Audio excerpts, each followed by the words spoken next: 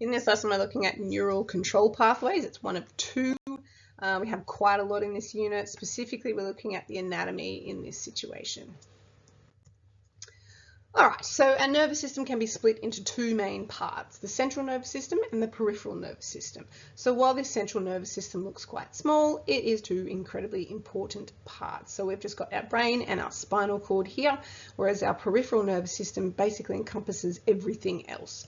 And we also can look at here, we've got sensory pathways, which are detecting changes, so sight, sound, pressure, pain, whatever it is, and our motor pathway, which is going to instigate movement. So even the digestive system is internal movement, it's moving that food along. Within this motor pathway we have split as well, and we've got somatic, which means it's voluntary, as opposed to, say, autonomic, which is involuntary. So things like breathing, digesting, your heart pumping, all those kinds of things that are happening without you actually thinking about it.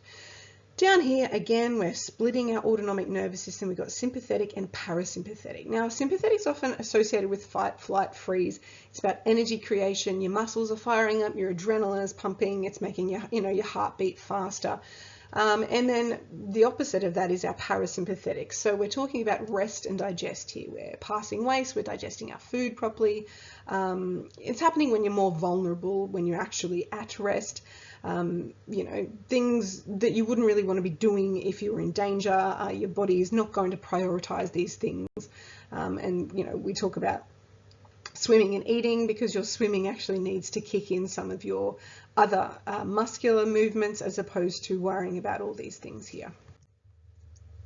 So this is the basic structure of a neuron, which is a nerve cell, and nerves are actually a bundle of these things. So we kind of use them interchangeably sometimes.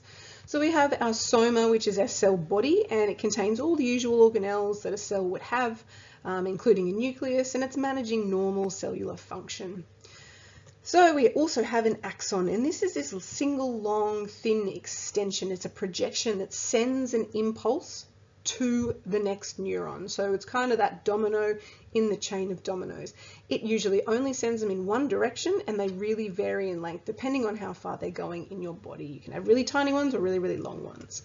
We also have a myelin sheath, and what that is a multi-layer lipid and protein coating or covering, and it's produced by these little Schwann cells that are in there as well, and it wraps around the axon. It basically insulates the signal being sent. So it's kind of like the plastic casing on a wire.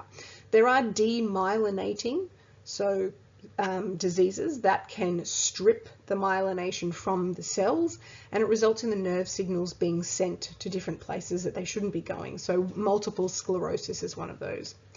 At the end, we have axon terminals, and this is where the electrical nerve signal is sent to the ends of the axon, the terminal ends, to be passed on to the next neuron or to a muscle or some kind of effector. And we also have at the top end, where the cell body is, some dendrites. And we've got these arm-like projections that receive all the impulses from the other neurons and send them towards the axon. So they're all kind of flowing in the same direction. So keep in mind that all of this is happening, within a large bundle. There are a couple of varieties of nerve cells that are specifically adapted to suit their function, so they have varying structures. Now, if we're talking, say, a sensory neuron, it's really just carrying impulses from tissues and organs to the central nervous system. So importantly, it has to have that receptor on the end of it.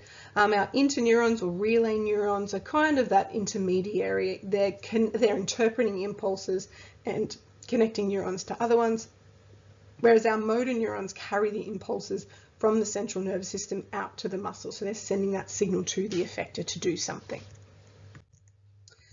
All right, nerve signal transduction. So transduction means the sending of a signal. It has a few pathways it needs to go through, to detect the change and then affect some kind of change in the body. So obviously we've got our stimulus here, our receptor is actually picking up on that information, and the sensory neuron is sending that to our central nervous system in the brain via that relay neuron, and then that signal is sent back out via the motor neuron to hopefully affect change in a muscle or some other kind of effector. So we can see that in so many different ways, but it always begins with that stimulus going to the receptors on the skin or eyes or whatever it is, that signal being sent along eventually to the interneurones or the relay neurons in the central nervous system and then back out via a motor neuron. So, you know, there's plenty of examples we can give here. We could be perceiving that there is dim light with our optic nerve, which is that sensory kind of neuron there. It's going to send the signal back to the spinal cord and back eventually to the brain. So it needs to make some changes, and what that means, hey, it's really dark in here, can we please dilate the pupil so I can actually accept a little bit more light into my eyes? And that is the effect that eventually is going to happen once that signal has been sent all the way back to the eye. So we know these things are happening in split seconds.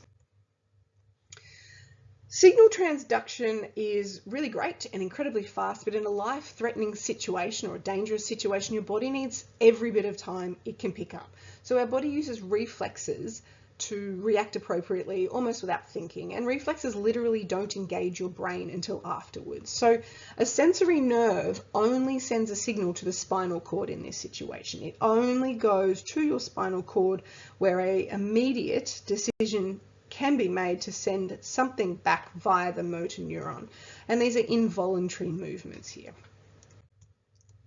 So if we contrast the two, it may not seem like the reflex arc saves much time by, instead of going all the way out the spinal cord to your brain and coming back down again, you know, it's kind of taking that shortcut, but it is still actually picking up quite a lot of time in the grand scheme of things. So, you know, blinking when something's thrown at your head, or in the case we talked about before, your pupil can shrink when a bright light is turned on. So really, really quick reaction.